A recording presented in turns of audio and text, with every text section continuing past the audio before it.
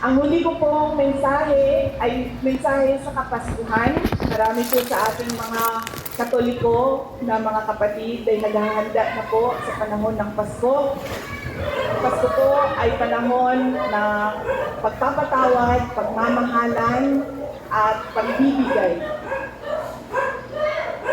Forgiving, giving, and loving. Lagi ko pong sinasabi na depende po yan sa tao.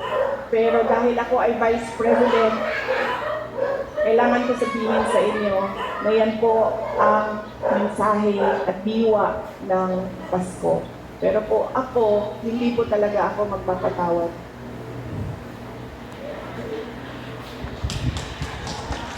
Pero kailangan ko sabihin sa inyo na ang Pasko ay panahon ng pagpapatawad. Nasa sa inyo na yan. Kung magpapatawad kayo. Dahil iba-iba naman ang tao eh. Diba? Meron sa atin mabilis magpatawad, meron sa atin matagal. At meron sa atin dinadala na talaga sa hukay ang galit.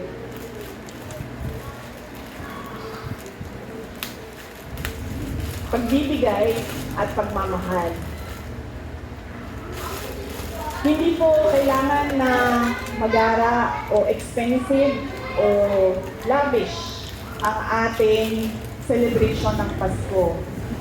Dahil po, ang mahalaga po sa Pasko ay hindi po yung kamahal-mahal na lechon. 15,000, 18,000 na lechon, bandehadong daming pansit. Bumabaha ang kanin. Dahil po, aanin po natin ang masarap na lechon kung yun namang kumakain sa harap na nila sa atin. Di po ba? Aanin natin yung kasarap na pansit na luto natin kung galit sa atin yung kumakain ng pansit. Galit sa atin dahil meron tayong nasabi, meron tayong nagawa, nagtatampo sa atin dahil merong mali tayo. Kaya po, ang mas importante ay simple ang selebrasyon pero masaya ang lahat ng tao sa loob ng bahay na nagsiselebrate ng Pasko.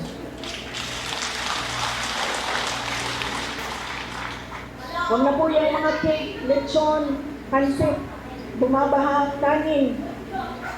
Ang importante po, masaya sila.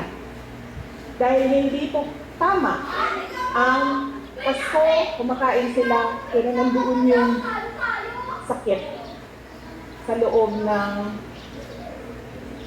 dibdib nila. Merong dinadala sa damdamin. Kaya paniguraduhin natin na napapaabot natin at napapaalam natin sa ating mga mahal sa buhay ang pagmamahal natin sa kanila. At paniguraduhin natin na sila ay masaya dahil sa atin.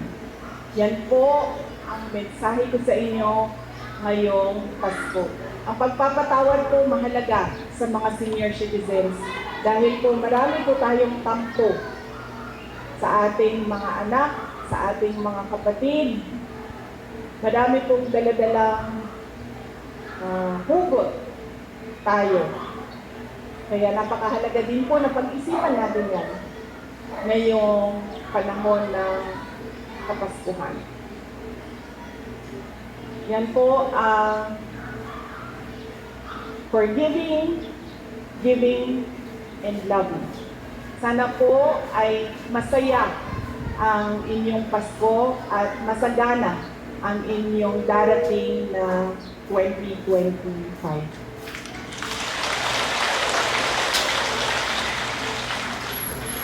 Mga kababayan, ang lahat po ng ginagawa natin ay para sa Diyos, sa bayan, at sa bawat pamilyang Pilipino. Syukran.